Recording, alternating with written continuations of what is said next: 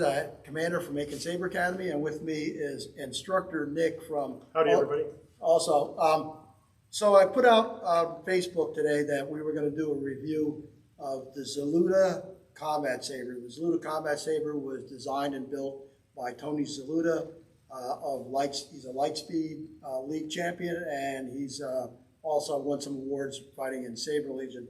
So we are there. It's hard to find a good combat saber.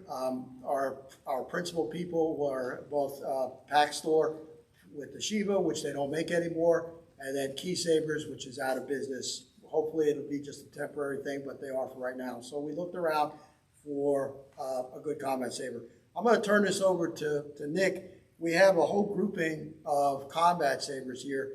He's going to show them to you.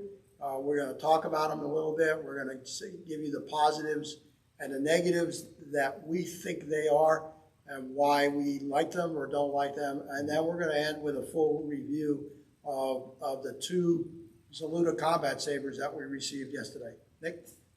So what we've got is a selection of 4 different manufacturers. The first ones over here are the Mando Core, and these are 2 different sizes they make. We've got the TSL size, which has a Suba on it, and it's very sturdy. It's designed for a deep socket retention, and then also there's a Screama style, which come in typically in a pair, and these ones are primarily one-hand, very difficult to do two-handed. What's the socket depth? For this one, it's a couple inches, so you still have a good 1.5 to 2 inches on the socket depth of this one. They're definitely designed for heavy combat, and the nice thing about these is that the cores are very easily removable and replaceable if you ever have any electronic issues. They slide right in and right out and just have a simple hand screw to go in. I've never had one come loose in fighting, and I haven't had too many issues with their Mark IV and Mark V style cores. These cores are all interchangeable and replaceable, so you can swap out the colors at any point in time. What's the cost, if you don't mind? You'd have to check on their site. The cores by themselves run $100, and then the blades themselves with the hilts are obviously more expensive than that. I like these from a basic standpoint. They are definitely good quality and designed for fighting.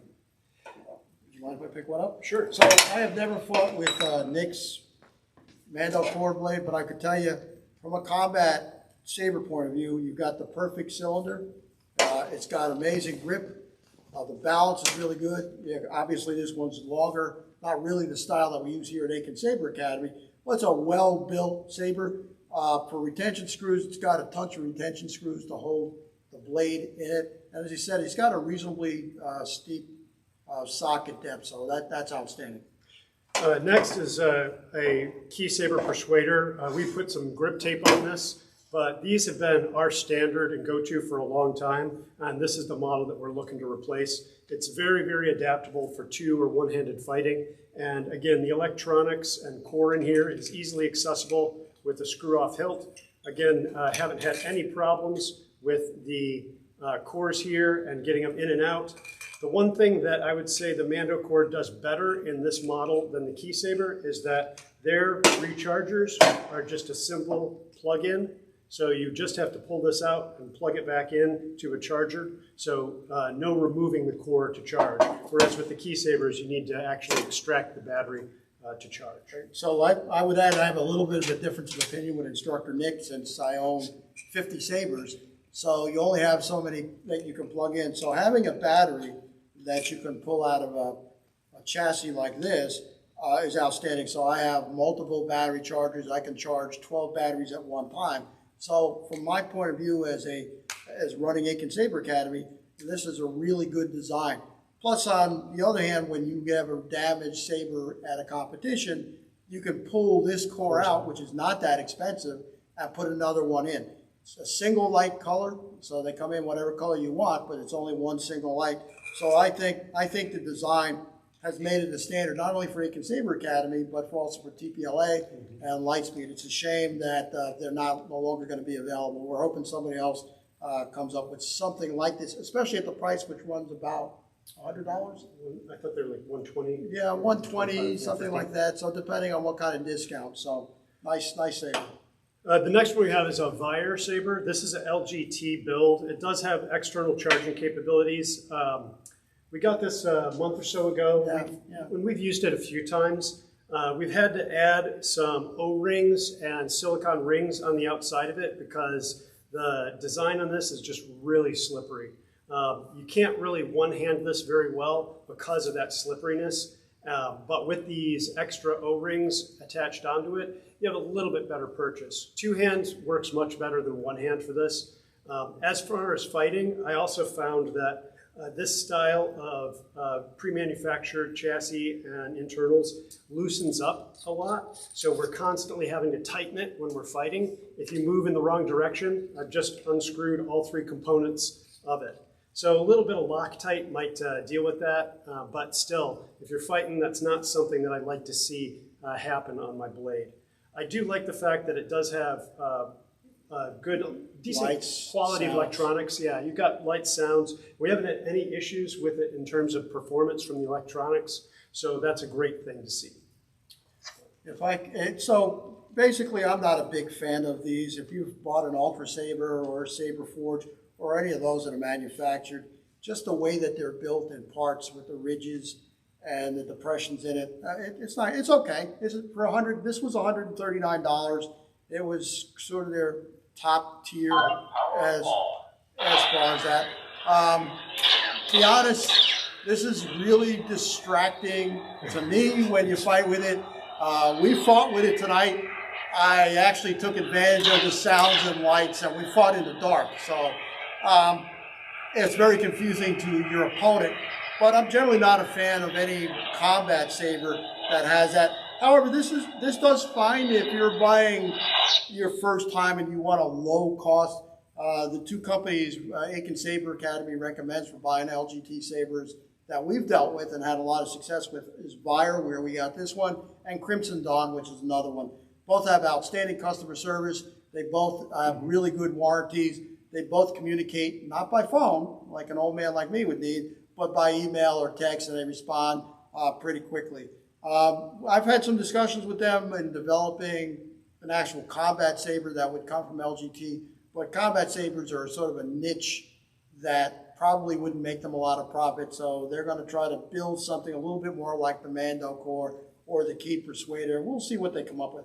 But this gets a recommend. We're not going to say no. What do you think? Oh yeah, I think that if you're looking for a general all-purpose, if you want to do a little bit of choreography, a little bit of cosplay, a little bit of dueling, this is not a bad selection and option for you. It'll cover all your bases. Absolutely. We also have a couple cross blades, so sort of the Kylo Ren types, solid. We've never had a single issue with them. They're big, they've got a lot of grooves, and their gripping is terrible, but they're fine for what they are. So the last one is the Zaludas. We got two different models. We have a aluminum one, which has a balance point with a medium blade out a couple inches from the hilt. It's actually in a great position. It feels light and dynamic in the hands. It came with the grip tape on it already, so we didn't have to do any modifications. Solid purchase for one or two-handed. And they also have a steel one, which is much heavier. The balance point as a result is further back. And if you like that, it gives you a very different feel in terms of your combat and fighting. I actually preferred the heavier steel one over the light one. And normally, if you've ever listened to any of my comments in the past, I do not like heavier hilts and blades, but I actually am reversing my opinion on this one specifically because of how this felt. It was very interesting and it felt good. Your comments on it before we show the attention? Tony Zaluda is a combat guy. That's what he does. That's how he's made his reputation.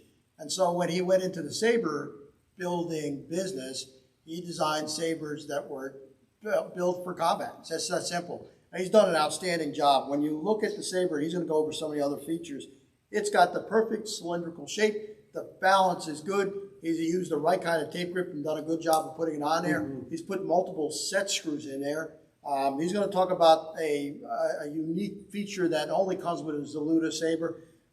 He makes them whatever size, so he can customize them. We wanted them around 12 inches long. He can make them up to 16 inch, I think, which is Saber Legion legal. The socket depth is really deep So it's about 5 inches. The record before that was a 4-inch socket depth in the Persuaders or any of the key sabers, and he's gone 5. However, when he talks about this other interesting feature that he puts in, socket depth doesn't really matter. So even though this blade is all the way down, and I'm getting a little bit shorter blade out of a standard 36-inch blade, I can position the blade any way I want to. Yeah. So I'm going to go up in here and let you all see this.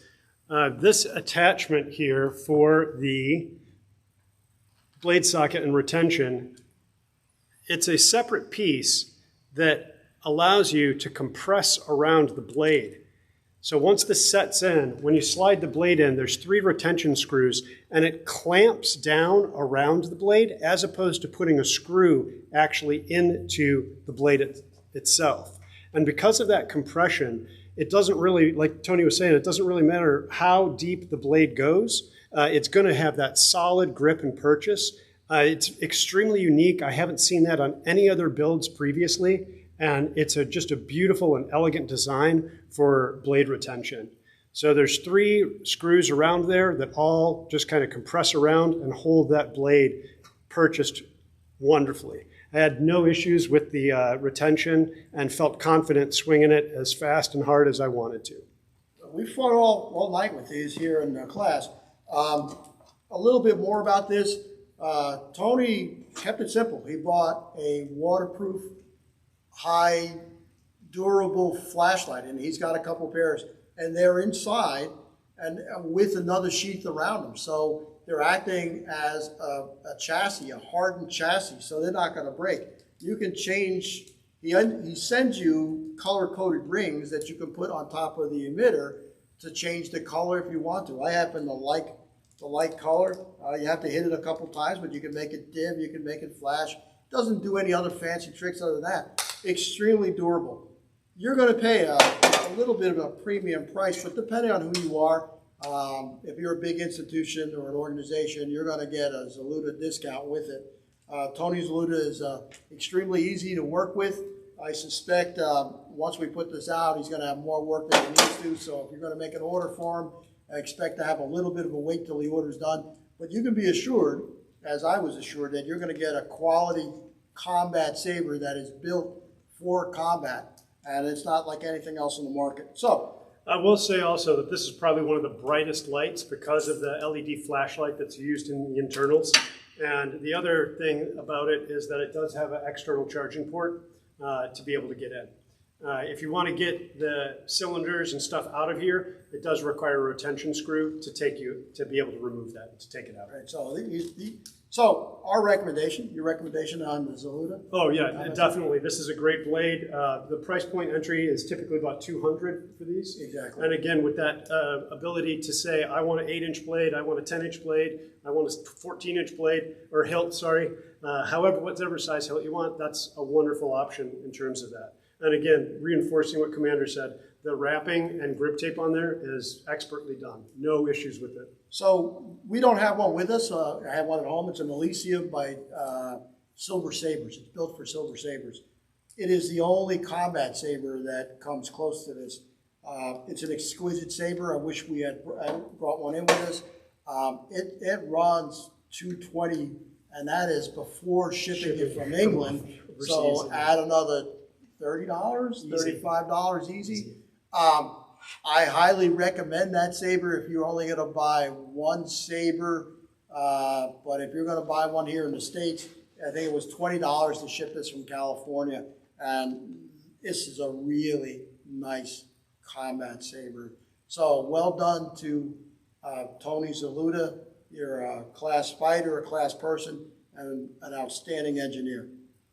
So this is Instructor Nick and Commander. Thank you for your time. We're going to put this out and put it out in the usual places. Just outstanding. Thank you for supporting and following Aiken Saber Academy. You have anything else to add? Have a great day and keep swinging. Okay. Good night.